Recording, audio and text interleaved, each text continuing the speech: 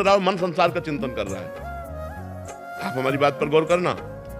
परिक्रमा शरीर कर रहा है और मन चिंतन कहां कर रहा है? संसार। बिल्कुल एक भी परिक्रमा मत करो और मन जहां प्रिया प्रीतम है, प्रभु है, सिया राम जी हैं, वहां लगा दो। अगर शांति नहीं मिल जाए तो हमें बताना। मन तो संसार का चिंतन कर रहा है।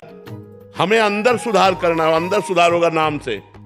हमारी बात मान लो, नाम जप के दिखाओ, तुम तुम्हें वीर माने। नाम जप से ही संसार बंधन कटेगा। कलयुग केवल नाम आधारा, सुमिर सुमिर नर उतरे पारा। हम नाम जपना शुरू करो, देखो फिर आपको कैसे आनंद की प्राप्ति। तब लग जीव के मन को शांति नहीं मिल सकती।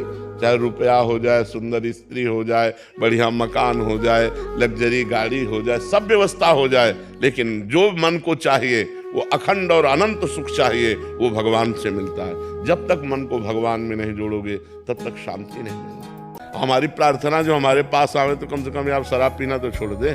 राक्षसों से गए बीते होते जा रहे हैं लोग, राक्षसों से गए बीते होते जा रहे हैं। बिल्कुल गंदे भोजन को छोड़ो, गंदा आहार छोड़ो, पेय पदार्थ शुद्ध करो, आचरण शुद्ध करो, देखो आनंद आ जाएगा। अगर आप भगवान से जुड़े हो तो आप आनंदित रह सकते हो। अगर आप भगवान से जुड़े हो तो आप आनंदित रह सकते हो। भगवान इतनी व्यवस्था करने वाले हैं, आप समझ लो अनंत ब्रह्मांडों का भरण पोषण भगवान के संकल्प मात्र से हो रहा है। तो हम लोग क्यों नहीं सुखी हो सकते? भगवान से जुड़े तो सुखी हो जाएंगे। खूब नाम जप कीजिए।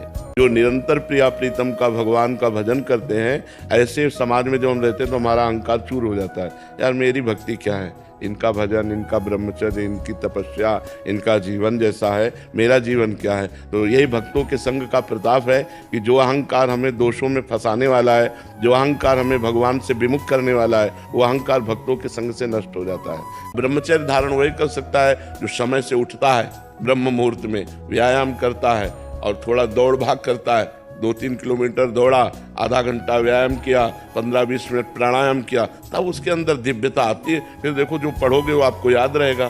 जो बच्चे ब्रह्मचर्यहीन होते हैं उनकी स्मृति शक्ति नष्ट हो जाती है। अब जिसके पास पैसा बढ़ गया वो 2 चीजों में ही अपने पैसे को नष्ट कर रहा है, व्यसन और व्यभिचार। बस वो जीवन का सुख यही समझ रहा है और ये नहीं समझ रहा जीवन का अंत होने वाला है। एक एक श्वास हमारे जीवन से कम होती जा रही, पता नहीं कौन श्वास हमारे जीवन की अंतिम श्वास हो, कब शरीर छूट जाए इसका भरोसा क्या। अगर शरीर छूट गया और मनुष्य जीवन का जो लाभ था, धर्म, भगवत भजन, परोपकार, वो सब नहीं कर पाए तो फिर फायदा क्या हुआ।